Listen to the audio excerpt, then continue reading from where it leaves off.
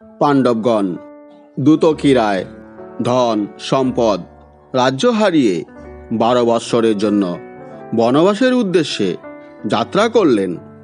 পরিধান করলেন মৃগচর্ম আর ফলমূল আহার করে দিন যাপন করতে লাগলেন। কিছুদিন পর যুধিষ্ঠিরের পরামর্শে অর্জুন দিব্যাস্ত্র লাভের জন্য হিমালয় ও গন্ধমাদন পার হয়ে ইন্দ্রকিল পর্বতে পৌঁছালেন।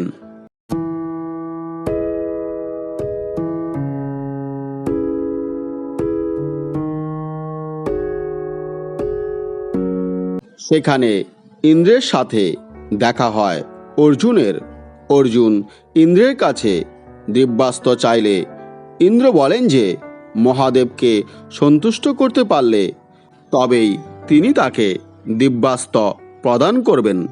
তারপর অর্জুন মহাদেবের কঠোর তপস্যায় রত হয়ে মহাদেবকে সন্তুষ্ট করেন।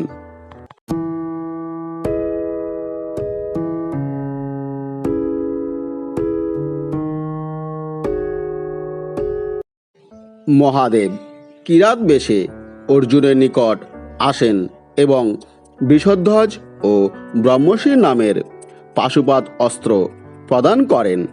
এরপর বরুণ, কুবের, যম ও ইন্দ্র আসেন। যম দণ্ড, বরুণ পাশ এবং কুবের অন্তর্ধান নামক অস্ত্র অর্জুনকে প্রদান করেন।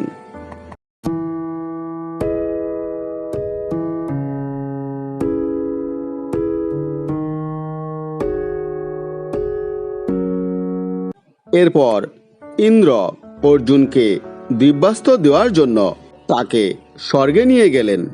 অর্জুন স্বর্গে 5 বৎসর ধরে ইন্দ্রের নিকট বিভিন্ন অস্ত্র লাভ করলেন। স্বর্গের উর্বশী অর্জুনের সাথে বিবাহ করতে চাইলে অর্জুন তাকে প্রত্যাখ্যান করেন।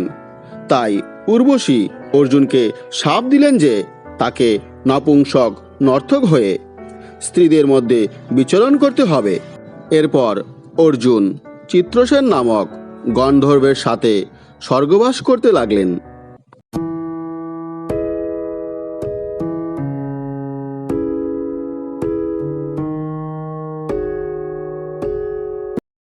অর্জুনের বিরহে পাণ্ডবগণ কাম্যকবন ছেড়ে তীর্থযাত্রা করলেন।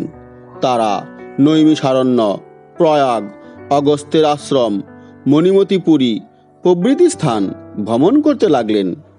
জটাসুর নামক এক রাক্ষসও ব্রাহ্মণের ছদ্মবেশে পাণ্ডবদের সাথে বসবাস করতে লাগলেন।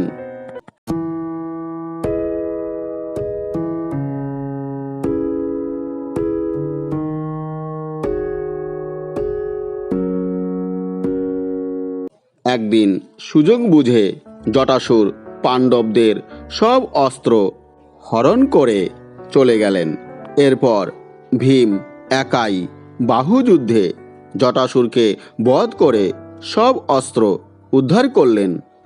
বনবাসের 5 বৎসর পূর্ণ হলে অর্জুন স্বর্গ থেকে ফিরে এসে সবার সাথে পুনরায় মিলিত হলেন।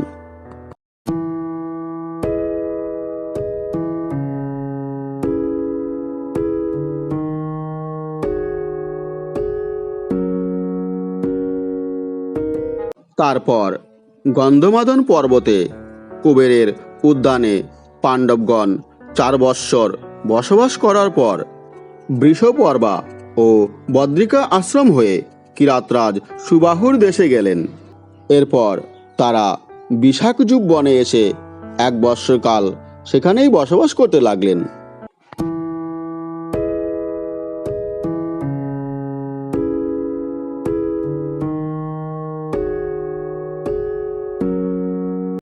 মহাদেব এবং ইন্দ্রের নিকট অর্জুনের দিব্যাস্ত্র প্রাপ্তি এবং পাণ্ডবদের বনবাস জীবন কাহিনীটি আপনাদের কেমন লেগেছে?